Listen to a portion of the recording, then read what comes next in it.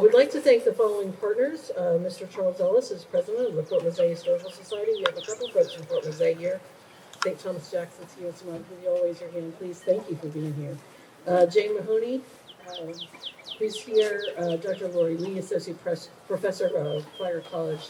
And of course, our Heritage Boat Works volunteers, some of whom are here, and the press.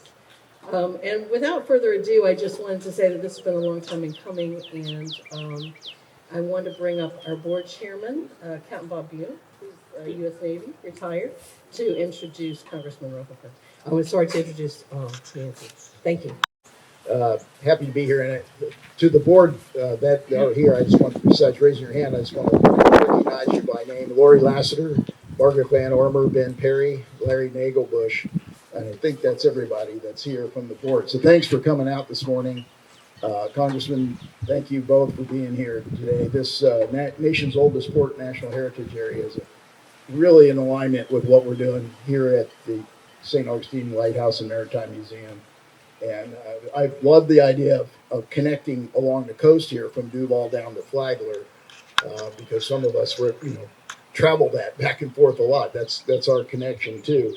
And I think that's going to be good for all of us down here. And I don't want to read all these prepared things, but there's one sentence that I think is really good that summarizes what the nation's oldest port national heritage area gets at, and it connects to what we do here.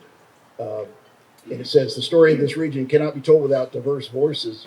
Our history, traditions, seascape, military heritage, arts, and food are important to share with our many visitors and new residents. I love that. That's just the whole culture. And of course, a lot of us that are here have the military background, but there's so much more to it. So we'd love to be part of this, and I'm happy now to introduce the Vice Mayor of St. Augustine, Nancy Sykes-Mike.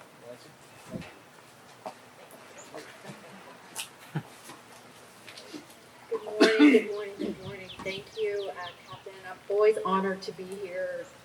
This is one of the most beautiful treasures in our community. So today, we're going to celebrate the nation's oldest port national heritage area and our unique maritime heritage. We commend Kathy Fleming and her entire team of the St. Augustine Lighthouse and Maritime Museum for their leadership on this important initiative. The City of St. Augustine, who I represent, recently passed a resolution supporting the NHA. And I remember walking the halls of Congress and meeting with our federal officials in Washington, D.C. with Kathy to start the conversation of why we're here today. And that was a long time ago. But we kept hope. To be here today and to see that we're one step closer to making the Florida-based National Heritage Area a reality is really exciting. And I cannot say enough about how much we appreciate the bipartisan support of our National Heritage Area from our North Florida Congressional Delegation. We thank Congressman John Rutherford and Congressman Michael Walsh, who are here today with us again. And we also thank Congressman Al Lawson for his support. It is my honor and privilege to introduce Congressman John Rutherford. He is currently serving his third term in the U.S. House of Representatives, and he's got a whole slew of committees that he sits on. He sits on the House Ethics Committee and the House Appropriations Committee. We like that very much, where he serves on 3 committees. We like that a lot. Homeland Security, Military Construction and Veterans Affairs, and Transportation and Housing and Urban Development. Important committees. So we thank you, and we look forward to hearing from you and your remarks today. Ladies and gentlemen, it's my honor to introduce Congressman John Rutherford. Thank you.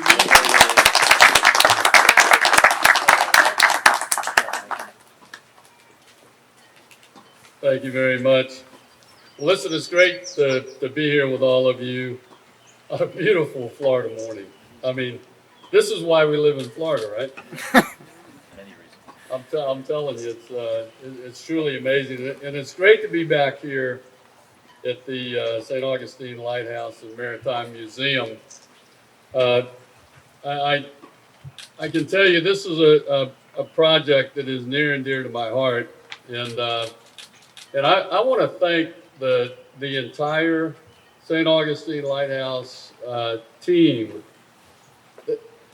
I know you guys have been working on this project for 10 years, and by golly, I'm hoping with Mike's help, we can get this thing over the line this year. And of course, Al has been, Congressman Al Lawson's been a great help as well. But so we're here today to announce the reintroduction of H.R. 2107, the nation's oldest port National Heritage Act, Area Act. And this whole Northeast Florida area, the first coast, as we call it, truly is, historically significant to the United States. And whether it's from the, rich Native American or African American history to the oldest continuously occupied European settlement in the United States, Northeast Florida's cultural heritage deserves our support and protection. And so I look forward to being a part of that, as I know Congressman Walsh does. And look, in Congress, we want to work to ensure that we secure this heritage for the next generations so that they too can enjoy it.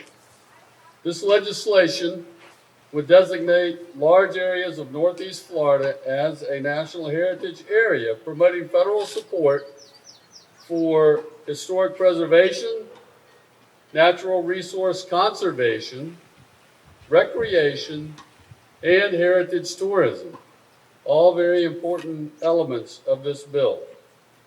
Passage of this bill would forever preserve our cherished landmarks, landscapes, and culture like the St. Augustine Lighthouse and Maritime Museum. And so with that, I'd like to introduce, Nancy, you want me to introduce Mike? Or you want me to? Mike Walsh, come on up, Mike. Yeah, man. Mike's a dear friend. I have to tell you, one of the unknown secrets, I think, of Florida is just how close our Florida delegation works. And we truly are bipartisan. We have a lot of good work with Al Lawson. And so it's my honor to introduce Mike Walsh. Thanks, Sheriff. Hey, good morning, everyone. And you're absolutely right, Sheriff. What an incredible morning. So this is also near and dear to my heart. I live right down the street on Anastasia Island. So Congressman Rutherford's district goes about down to at least where my start, down to the Publix, down on Anastasia Island and on 407, and then my district picks up and we go all the way down to Cape Canaveral. So when we say that this is really a team effort and that this is a Northeast Florida effort, we mean it. I have a lot of fun up in Washington, D.C. and around about when people talk about Jamestown. I always love to correct them. No. St. Augustine. Amen. It's St. Augustine.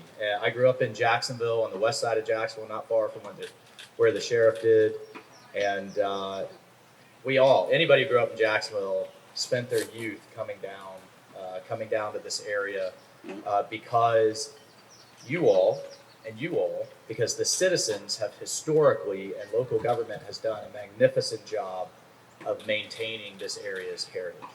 And our job, at least as I see it, I don't want to speak for you, Congressman Rutherford, but I think you agree, our job is to get you the federal resources, your dollars, they're just going to a different pot of money, to support and to maintain that heritage. And I think this grant program and the National Heritage Act is fantastic. I think it's a great model, but we got to get it over the finish line.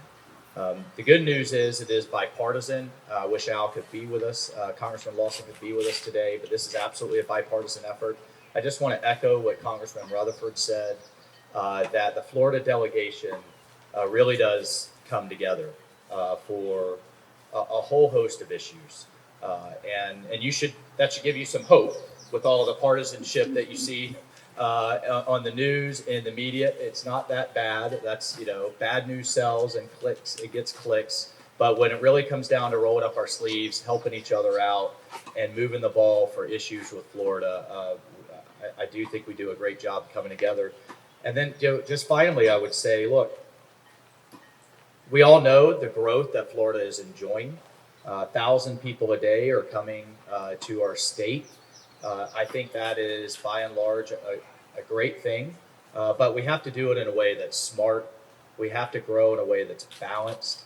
We have to do it in a way that preserves our environment, this state, that whether it's our water quality, our beaches, our shorelines, and our historic sites.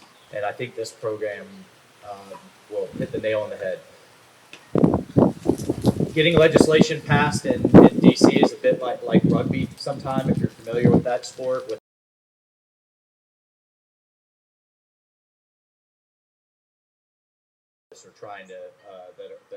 we're trying to get through, but I'll commit to you absolutely that this is a priority for me. I know it's a priority for Congressman Rutherford and certainly for Congressman Lawson, and we'll keep pounding away to get this over the finish line so we can keep Northeast Florida and keep this site at the Lighthouse and the Heritage Museum, as beautiful as it is, continuing to, the things that you do here in terms of maritime archaeology, the stories. I was just reading a sign on the way here. I didn't fully realize Florida's role in the American Revolution in terms of the Loyalists versus the revolutionaries. There's just so much to preserve.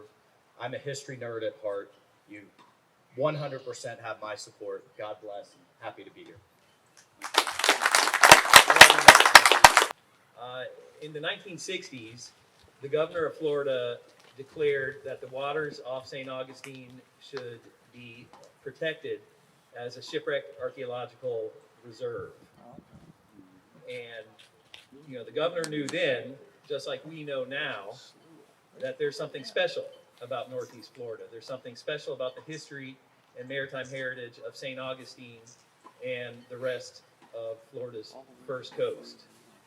This was not a secret. This has been known for a long time, even in the period that we consider historic. There was a visitor to St. Augustine in 1784 who wrote in his memoirs that there was another ship cast ashore in St. Augustine every 2 weeks to a month at the most, and that you couldn't walk on the beach 50 paces without coming across the old bones of a wooden shipwreck. So we've had this history here for a long time. That same writer said that if the sea should withdraw after centuries, it would be an amazing thing to see these relics, these lost ships. So shipwrecks are important to archaeologists because through their scientific study, we can understand with great detail the lives of the men and the women who were on these ships, the men and the women who lived here in St. Augustine, made their life on and by the sea, and who relied on these ships to move people, ideas, and goods, and make their lives here. Now, shipwrecks are not the only kind of archaeological site that we are interested in. There's many, many others throughout the First Coast region. One wonderful example, and we have some folks in the audience representing it today, is Fort Mosaic, the first free African-American settlement in the United States. The fort, just like the fort that we're all familiar with that's still standing here today, both forts were on the water. And so those people who had been enslaved and resisted that, often using boats to make their escape, and certainly using boats like the one that our boat builders recently built and presented to Fort Mosaic, certainly using boats like that in their day-to-day lives on Robinson Creek out at Fort Mosaic.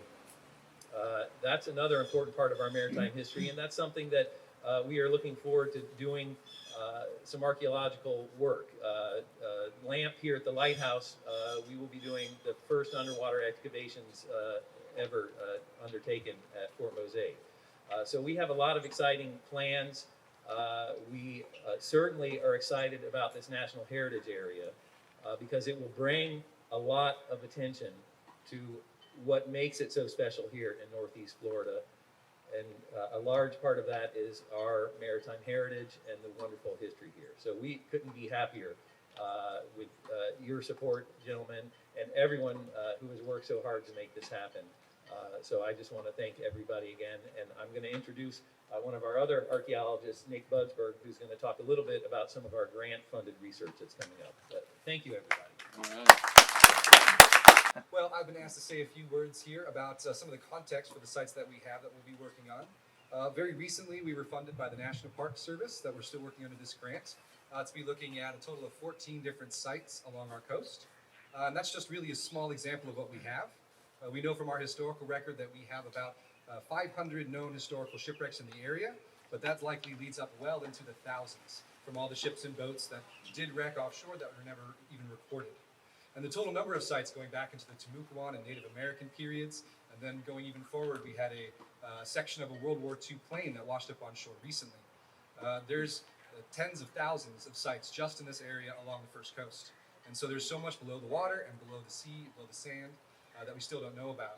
And so this really gives us an opportunity to access resources, to continue telling stories here at the Lighthouse. That's what we're really committed to. And to be able to do a lot with this for the next decades to come. I really agree that it is about the next generations. And so I've got a 2-year-old at home and another one on the way. And I'm really excited just to think about how I hope to be a part of something that he gets to grow up and still have access to these resources and tell these stories and see these shipwreck sites. Maybe one day he can point to something in a museum and say, hey, my daddy worked on that. He got that out of the water and in front of people that hadn't been seen for hundreds of years. So it's really exciting stuff. I believe I'm closing up here, but I'll give you a chance for final questions and comments here in a sec. But I do appreciate your time and really look forward to everything you guys are doing for us. Thank you all. Thank you. We really appreciate everybody coming today. Thank you, guys. We're so glad that we're all on this team together, and with a community that has been discovered like Northeast Florida has, and so many people pouring into it. I really feel like the National Heritage Area that we have been working on for 10 years, as Congressman Rutherford pointed out, is a way to share with newcomers who love our area but don't know much about its history, what it's important to protect here. And so we thank you for your efforts very much, Congressman Rutherford, Congressman Walsh. Thank you for being here. Hey, very you much. guys are the heroes. Y'all been doing this for a lot longer than we have. Well, we couldn't do it without So you. thank So you. we really appreciate everybody for what we say. We appreciate Richard Goldman's here from the Visitor and Convention Bureau, who has been a good friend to this site for many, many years. And thank you all for being here. Please have some coffee. If you haven't been to Growers Alliance, it's the best coffee in the world. Please have some. Martin and Purity, who run it, are dear friends. So please have some coffee. Take it with you. And we're going to do questions with press. We have a number of press here. If you guys will hang around and talk to Sure. press for a little bit, we appreciate that. Thank you very much for coming.